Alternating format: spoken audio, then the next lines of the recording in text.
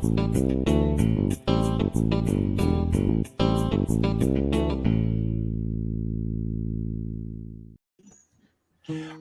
and welcome to the Do Something Indy show. This is season 2, episode 5. And I have a guest tonight that I haven't talked to in a minute.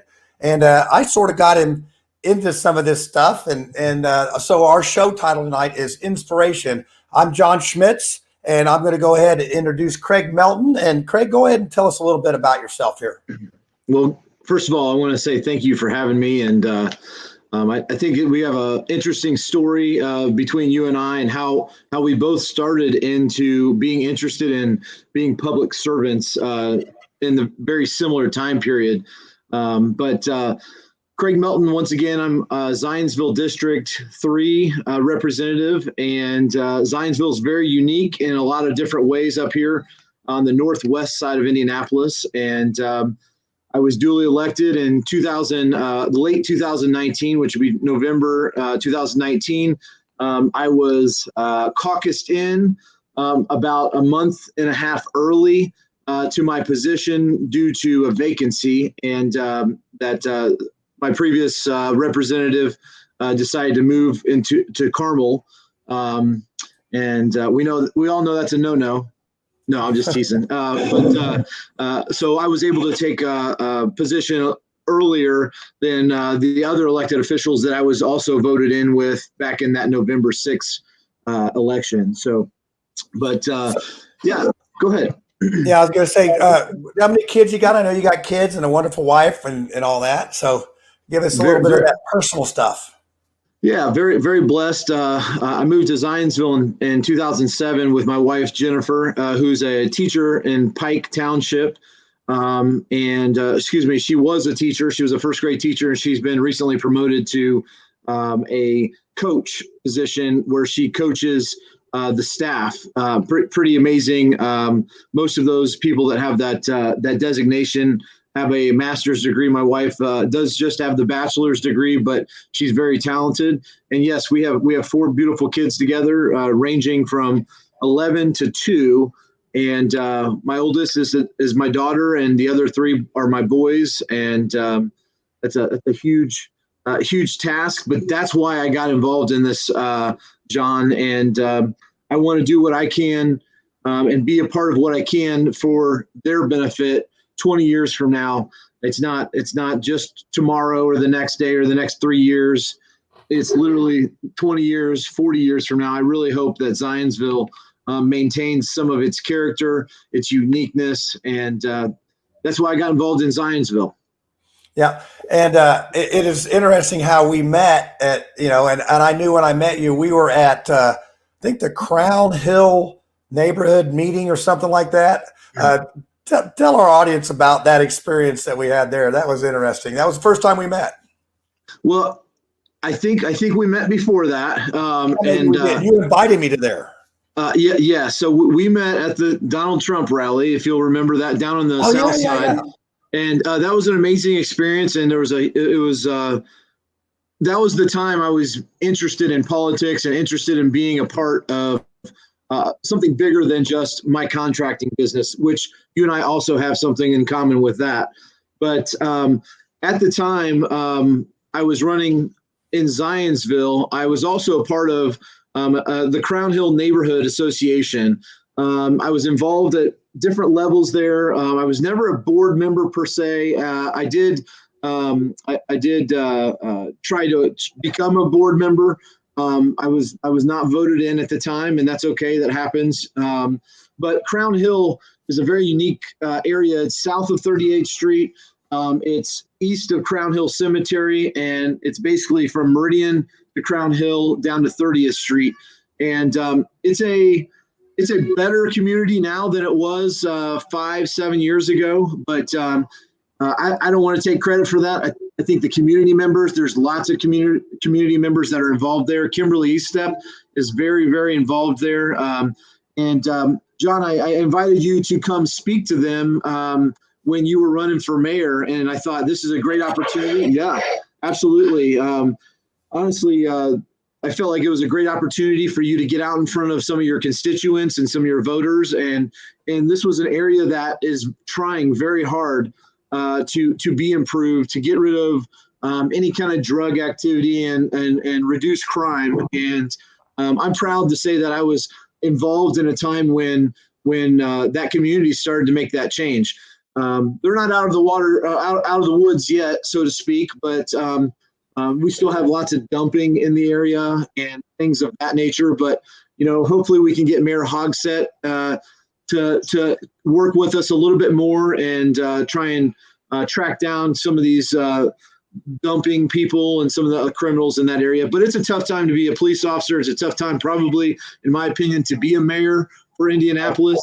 We got to give credit where credit's due. And it's not easy to be in my position, which, you think Zionsville is, you can think what you want about Zionsville, but Zionsville is an amazing place. And I invite anybody that's watching to come here. I live in the most dense populated area of Zionsville, when in the single family residential side. And it's a great community. I sat on this board on the board of Royal Run is the neighborhood for about 7 years. It's really been amazing. I've got to meet people. I've got to do good things for the community. One of my agenda items when I got on that board was to put a pathway along the main thoroughfare there. I was going to work one morning, foggy, and the kids were walking down the street, and I almost hit one.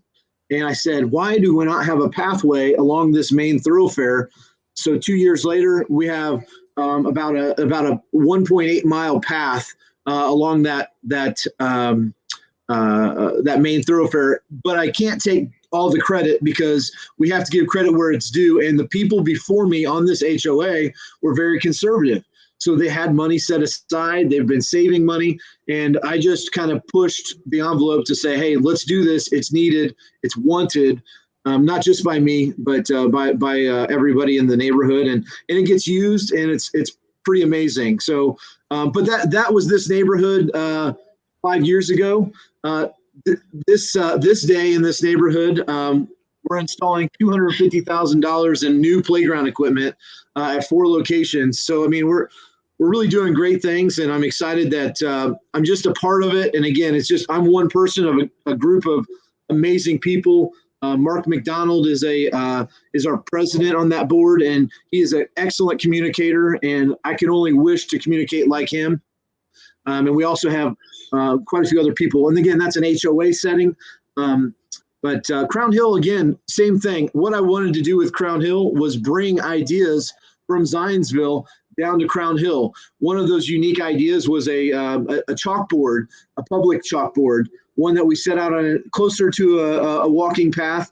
And in the corner, it says, "We love Zionsville because ... and there's a tray of chalk there. We're in the process of bringing that down to the Crown Hill neighborhood area. We know there's going to be occasional people drawing maybe a pot leaf or saying some vulgar words on it, but we just got to maintain it and protect the integrity of it, and that will build character to the community, because there's a lot of character down in Crown Hill. Zionsville here in Royal Run it's pretty amazing, and I'm just blessed. I've got 4 happy, healthy children, beautiful wife, and one of my organizations, John, that that you'll probably know of. Actually, it's down in Mooresville. There, it's Damar. I'm a big. I really like to donate as much as I can to Damar, but time is what I really like to give to them. And my wife was on the guild for Damar, and I think that's an important component of public service or giving back. We've been really blessed, and like I said, if you have that ability or capability, just like I think Mars Hill, you're giving back, John. You're just how awesome is it to have these opportunities to give where we want to, I guess. I hate to say it like that, but I mean, it's pretty amazing to have this opportunity. So I instantly connected with you. And we were both kind of doing the same thing, where we both had this interest to serve, and you were going to the top, and I was I was kind of, I'll tell you, being a town councilman is not easy, and I'll get to that a little later. But especially in a world of politics that are uncontrollable, meaning I have no control over some of the things that happen at the federal level or that happen in Alabama, Atlanta, LA. And there's people in those places that think differently than I do. And I completely respect that. But at the federal level, they try and use an umbrella for the entire country. And that's where I have a problem as a conservative Republican. There's just things that aren't going to work under an umbrella cast, if you will. So I'm really blessed, and I'm really, really appreciative of you giving me a platform tonight. And, John, I know you've put a lot of effort into so many different things, and you've been really successful in many of these things. And that's just something I'm proud to be shoulder to shoulder with you in our timing of infancy with being involved. So thank you. And that's what struck me with you. I mean, I meet you down there. I think we were security together for the Trump rally, weren't we? We were large and in charge, man. Yeah. And I do remember. And I remember going to that meeting. All I remember was they didn't have any heat. And it was like, yes, it was cold and, yes. But good people. And I'm like, what's this dude from Zionsville doing down here in this neighborhood? And, we were in Mars Hill. We'd been in Mars Hill.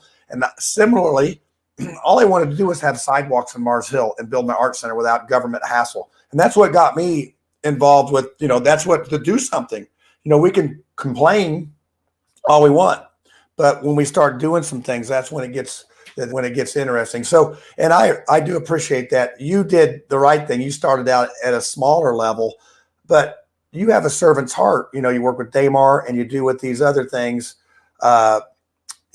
That is just what we need in our politicians. So I know we had like an instant connection on that. So let's fast forward to my funny story that I remind Suzanne Crouch about every time. So I'm running at the time I think we met, I was thinking about going for Republican, and then that wasn't working out. So I decided this independent thing. So you call me up and say, John, I want you to come up to this Lincoln Day dinner up here in Boone County. So explain to us first what a Lincoln Day dinner is. And then if you'll, tell that part. And I think you remember the story about Suzanne Crouch. If you don't, I'll finish it up. But so tell us about Lincoln Day dinner and what's that about and that thing. So. Well, I can probably tell you more about the Suzanne Crouch story than I can tell you about Lincoln Day. But from my understanding of my short term in politics and as a Republican, Lincoln Day is a day once a year where essentially all of the Republicans that are available come to a dinner and get kind of an update from the Republican leadership and the local Republican leadership. There's usually a guest speaker. Sometimes it could be the governor. It could be a local mayor. I think the mayor of Lebanon, Matt Gentry, was at that event as well. He sat a table away from us. But overall, I hate to say it, but kind of the bigwigs in politics are at these events, and they also invite somebody from the state level, which Suzanne Crouch was the one that attended, was one of the state level that attended. And I think I remember you walking up and asking her, hey, how are you? Who are you? And I think there was a little bit of that awkwardness, which honestly, John, welcome to politics, because I can't remember everybody's name, and I'm not very good at names. I remember you by your character, which that's not necessarily an accepted thing because people want to be known for their name. But I get it. I get that mistake, and I guarantee I've made that mistake multiple times. But so Lincoln Day, just briefly on that. When we attended that. We had the first mayor of Zionsville sitting with us. Will Kuna was a young man that was working with me on my campaign at the time. What a smart guy. I think he's 17 and going into the Kelley School of Business right now. And it was just an amazing opportunity to have you by my side, the guy who's running for Indianapolis mayor as a Republican, the first mayor of Zionsville, And then, a younger gentleman, Will, who's, got vim and vigor, and the sky is the limit for him. So it was just kind of a cool experience altogether. And it may be awkward for you. It was a little uncomfortable for me, but it also was an icebreaker so we could meet some of the people that we'll be dealing with, over the next 4 years, yourself included. I'm sure you've probably met some. Have you bumped into Susan? I don't know. Oh yeah. Oh yeah. Well, to finish up the story was I'm in the food line with her, and I look at her, I said, I know you from somewhere. And she did not let me off the hook. Did not let me off the hook. She never told me. And then all of a sudden they say, well, here's our keynote speaker. They tap on the glass and she walks up there. I'm Suzanne Crouch. And I'm just like sinking down in my chair like, oh dear. And so I saw her and I said, you probably don't remember me. And she goes, oh yeah, you're the guy who didn't know who I was up in Zionsville. And so I sent her scheduler a message, and she was going to come on tonight and surprise you and tell that story, but she's traveling. Oh, so wow, that would have been. So she owes me a favor, so I thought I'll burn this favor on Craig. I think he'd get a kick out of that if she was to come on. But awesome. Yeah, so she's great people, and she's a heck of a fundraiser too. She does a lot of work. I don't know. I've not paid a lot of attention to that politics because our governor is out of terms here pretty soon. He's just starting his second term, so it'll be interesting to see who sort of jockeys around with that. But I've been just impressed with your attitude. You're still working down there in Crown Hill. That's what's impressive. And a lot of times you probably think, oh, nobody notices. People notice that stuff, and it makes a big difference. So let's. How do you like politics so far? You said the good things. Let's talk about an ugly thing. What's one of the ugly things? I always like to get down and dig into the dirt a little bit. Well, John, it's perfect timing. You want an ugly thing? I just got my very first subpoena to the Boone County Court. The mayor of Zionsville is suing me.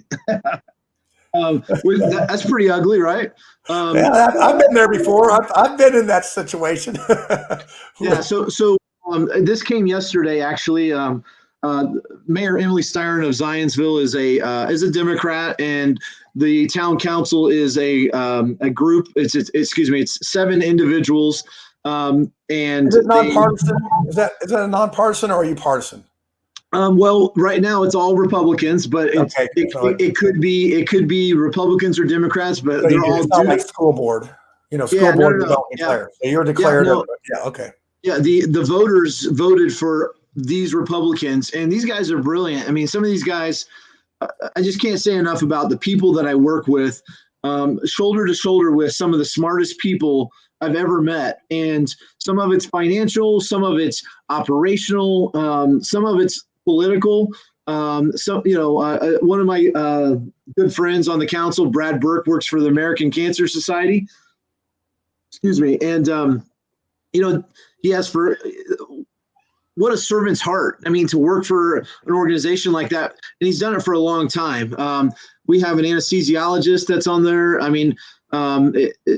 We just have a number of different people on that council. Again, all duly elected. They all happen to be Republicans. I don't think that matters. The R and the D does not matter. What matters is your content of character. So we do have a mayor right now that is a Democrat. She is I like her. I get along with her, but it's politics. And unfortunately, when you have politics, you have different things that happen, that occur. Right now, we have a situation where Zionsville's, let me start with this. Zionsville's very unique. Zionsville is approximately 72, give or take, square miles. That's a huge town.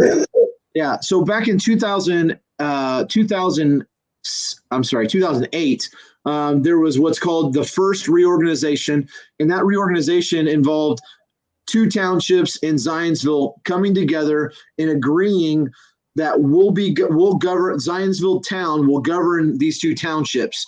So that first reorganization happened, and a gentleman you might know, Jeff Papa, that sat with us at that Lincoln Day table, the first mayor of Zionsville, helped, if not wrote, the entire reorganizations that I'm speaking of right now. In 2014, there was a second reorganization, and that included my district now, which is Perry Township. Perry Township is very rural. It includes a small town called Fayette, and it's right along I-65, and it's just I-65 west, about 2 miles, and it's a lot of farmland. It's a lot of country. But I also represent that area as well as some of the original District 3. My district increased in size tremendously by I doubled in size by square miles, not by people. But anyhow, it doubled. So it's just unique. So because of these reorganization documents, there's interpretation. So the reorganization documents the goal of it was to, my interpretation of the goal of these documents was to make sure that a 4-year mayor or elected official coming in couldn't come in and change all of the heads of the departments, change the trajectory for the direction of the town. Again, I think I told you earlier, Zionsville's character, it's got, the character is kind of horse and country, and there's a lot more to it than that. There's the downtown Zionsville Brick Street, which I encourage anybody listening to come spend money there.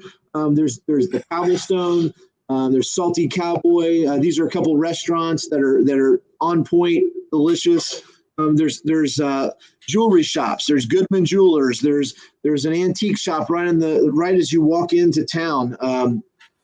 Lots of neat things are in that old town of the old Brick Street town of Zionsville. Yeah, we actually had a bike race there. I mean, they used to have a bike race there. I actually we actually lapped the field. I got second because the guy that was I lapped with. You gonna blame the Brick Street? Yeah, on the Brick Street, man, it's treacherous. You can crash on that thing. I did not. My guy flatted 1 year on the race up there, but yeah, it's a quaint little town. I mean, it's just a cute little town. 72 square mile town. So that's the unique part, is that the Brick Street is the old town, and we want to preserve that. I want to preserve that. I want to support that. I want to engage that area. I want people and visitors to come see it, enjoy it, and I want them to like it so much that they move to Zionsville. And there's plenty of homes here. Right now the market's a little underwhelmed. It's overwhelmed, and there's not enough houses available. But if you look hard enough, you can move to Zionsville, and it's a good value. And first of all, I'm going to say, I don't know if this is true or not, so this is politics, right? The number one school system in the state of Indiana. I know Scott Robeson. He's our the superintendent of the schools. This guy is amazing at leading this town and the school system. So the school system is different than the town, but what I'm getting at is he is a great leader, and we're really blessed to have him in the Zionsville school system.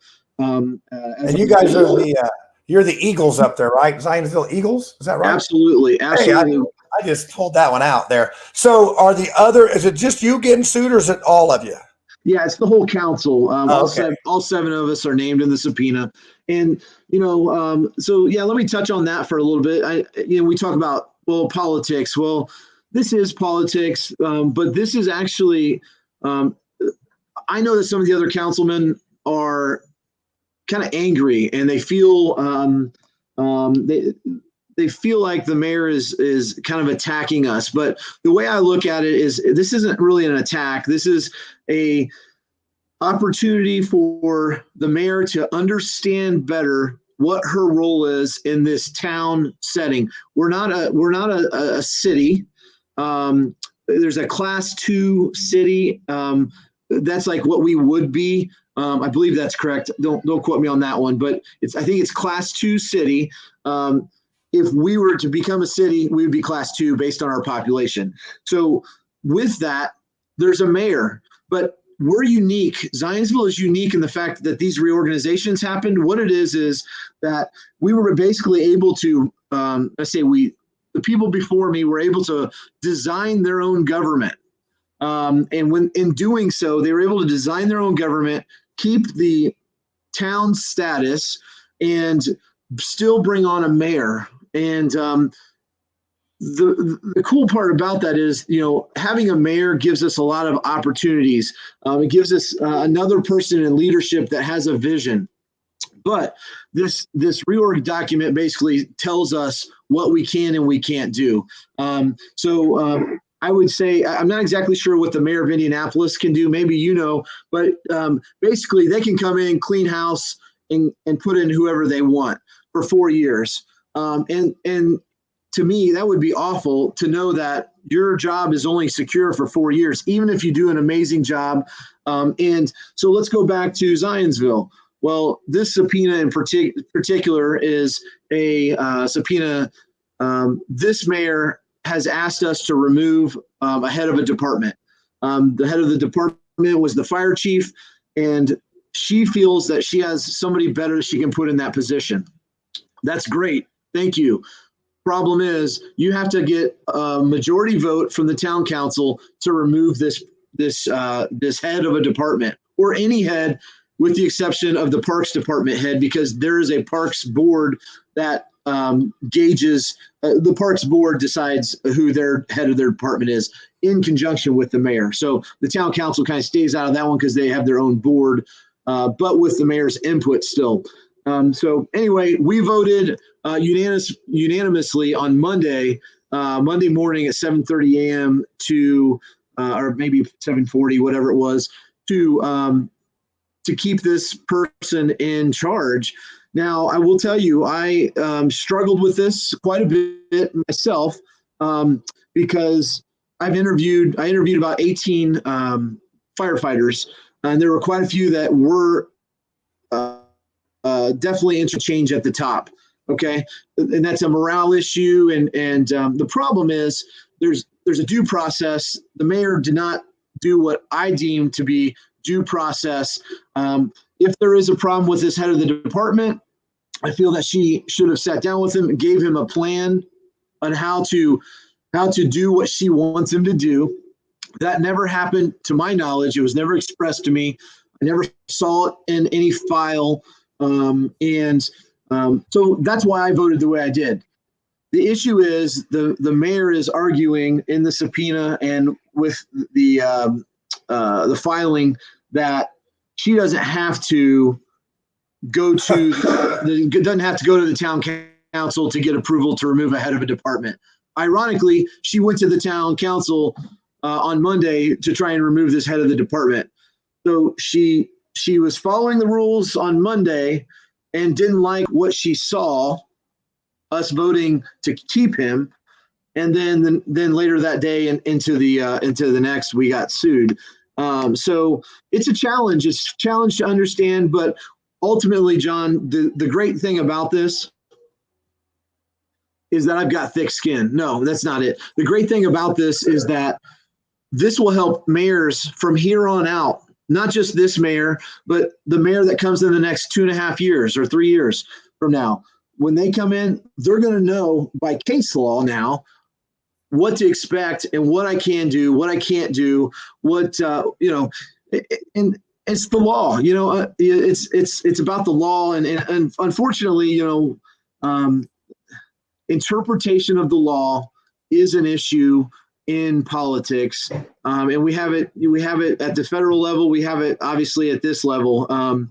But I think we're going to get through it. I think we have 23 days to try and figure this out, negotiate and get it to be understood. But I will tell you, I believe Zionsville's government is unique. It's the only one like it. That's a town that has a mayor. And back to the council. So I don't know if I made this clear, but there's 7 councilmen, and 5 of them are district councilmen. So there's 5 districts, and then the other 2 are at large. So they represent the whole town, similar to the way the mayor does, if you will. But anyway, it's a great thing. I don't like wasting taxpayer dollars to be sued myself. But I think that the outcome of this will definitely be long surviving my time in this council on this in this council. I feel that way. I'm not alluding to the fact that I'm going to leave after this, but I will say, 20, 30, 40 years, I think that this subpoena, this money spent will be well spent to try and figure this out. And, I'm not happy with being sued, but I think that it's, like I said, it's just going to help long term.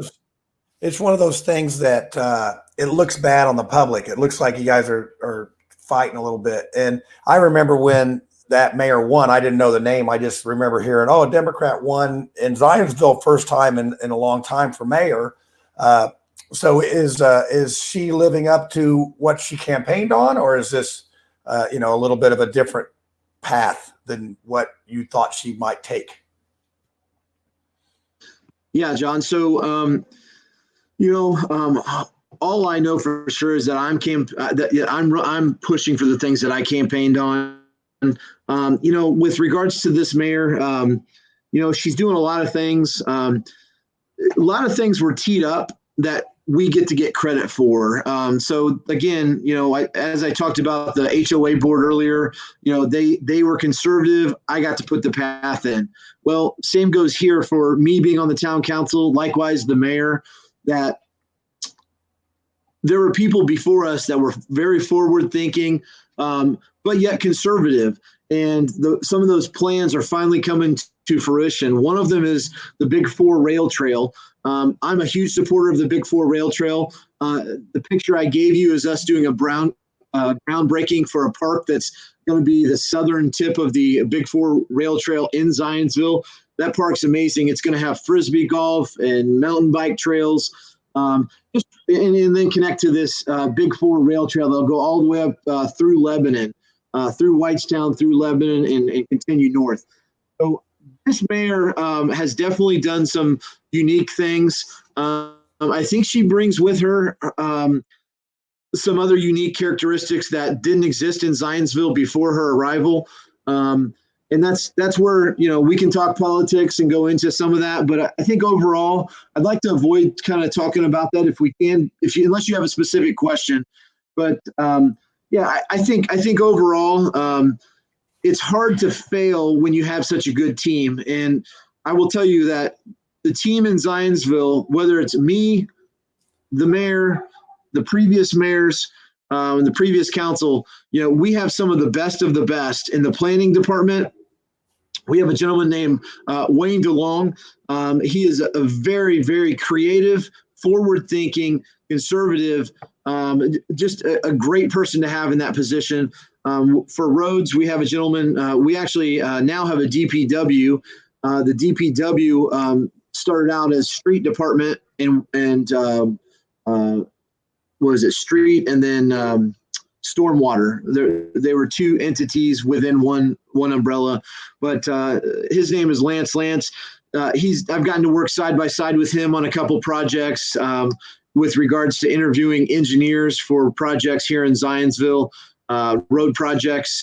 And, these people know where the money's coming from.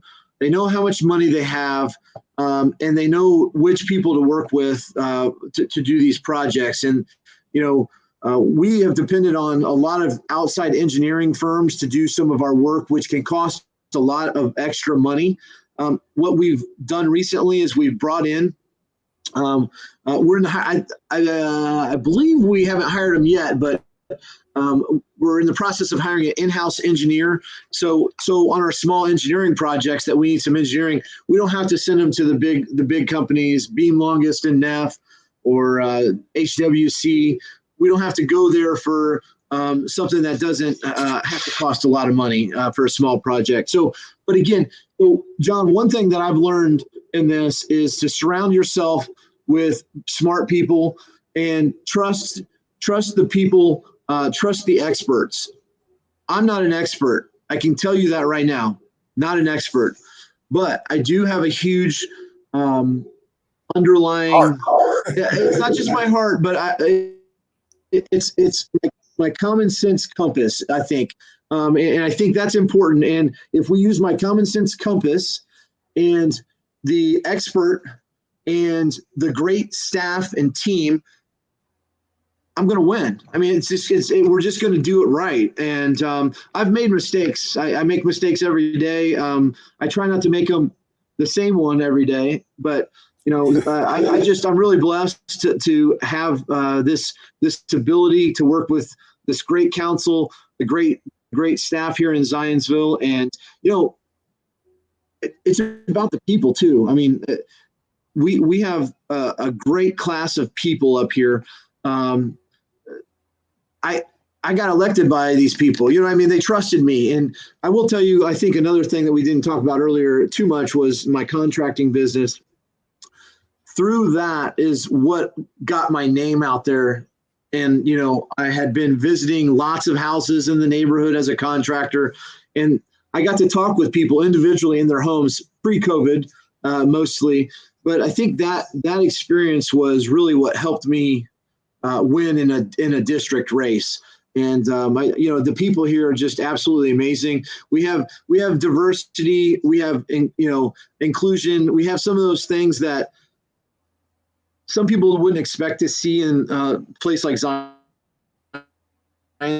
but we've just got a lot of great forward-thinking, great people. And if they're willing to vote me in, I got a lot of respect for people that did that, made that. They took a risk because not everybody knew me, but I'm really blessed. By the way, none of this would have ever happened without the encouragement of my wife and the support of her. So I think you know what that's like for sure, right? Yeah. Yeah, well, I mean, and my wife's great. So I ran for the Marion County chairman, and that was March 6th, and she introduced me. And most of those people had not seen her speak before; they'd seen me, but we are a pretty good team. And when we do our thing, we had 5 minutes. I tell her, "You say whatever, and I'll take what's left." We finished right at 5 minutes. I didn't know what she was going to say. She didn't know what I was going to say. And I mean, we nailed that thing. I mean, she was like the secret weapon that they did not know. And it was like, wow, that was really good. But, you talk about being a contractor. I was speaking at an event, and afterwards I'm talking to people, and the guy says, from Greenwood. I said, oh, I probably bricked your house. And after talking, I did brick his house. So, nice. Being out in the community is a big thing. And I know that's how you are. You are not only yours, but you're down at 34th in college. I mean, in Central. So that pays off, and you don't do it because of the payoff. You do it because you care. Well, Craig, I appreciate you coming on and doing this. I know we haven't caught up for a minute, and I know sounds like you've been busy up there in Zionsville, and making things good and making things happy. And my voice is a little scratchy tonight, so it's a lot of talking. Me, I talk a lot. So. But I appreciate you coming on, Craig. And hey, we'll touch base again. And hey, one more thing. You got any aspirations after this, or is this going to be pretty much, this is on? Yeah, no, absolutely. I'm not going to shut the door on that at all. I'm not going to commit to it right now either, because we have over 2.5 years of this in this position ahead of me. And, but I'm not going to stop serving the community. I love it. I enjoy it too much. And I think I'm okay at it.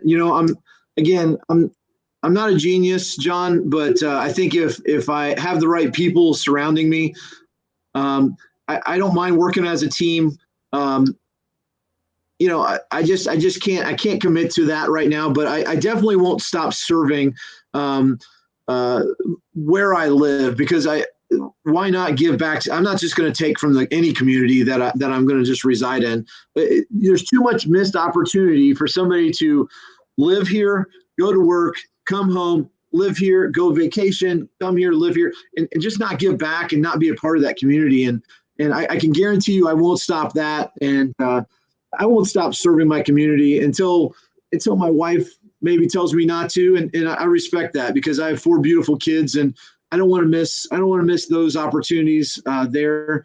The again, Well, you could be Brownsburg when they're dealing with the $18 million Little League field or something, that kind of problem. So, I mean, gosh, hey, it's politics, people, problems. The three P's. It mounts up. Well, I appreciate you coming on. Oh, go ahead. there's an S, solutions. Yeah, well, Solutions. that's after a lot of persuasion. Four There's a P's four and an P's. S. So yeah. Well, thanks So for I having appreciate me. you coming on. And I ride the bike up there a while, and I did work in Anson. Now Anson's part of Zionsville, right? No, Anson project. Anson is Whitestown. Okay, That's our but that's not you neighbor. guys. No, but I tell you, Whitestown is growing tremendously, and Whitestown is a great neighbor to have. I've worked with Rural, who's on the Whitestown Town Council, on a few projects, and I look forward to continuing that into the future. Rob was a big part of bringing Rob and Thompson Telly. Thompson Telly's a commissioner here in Boone County. They were instrumental in bringing the Little League to Whitestown. It's a great venue that's right across the interstate here, and there's just a lot going on, a lot of opportunity, and Whitestown is an amazing place. If you can't get into Zionsville, I recommend Whitestown. You're gonna come visit Zionsville, and you're gonna spend those dollars there. You're gonna come to Whitestown. You're gonna, it's just great. It's just we're good neighbors, and if we have legal battles, it's to make life better for everybody in both places. So I just come up here, John. I did the masonry work on the McAllisters and the PetSmart and the Goodwill. So there was some separation there, but you're right. It's a booming area. And a lot of people, unfortunately, from Indianapolis move out to I call them the donuts, and you guys are part of the donuts, and you can always Absolutely. go to the Dairy Queen up there. They got that Dairy Queen's been there forever. Next to the Bentley dealership, if you feel like spending some bucks. Oh yeah, the Bentley would last in my neighborhood probably about 3 days, maybe at the most. I don't know. It'd be somebody would have that for their own.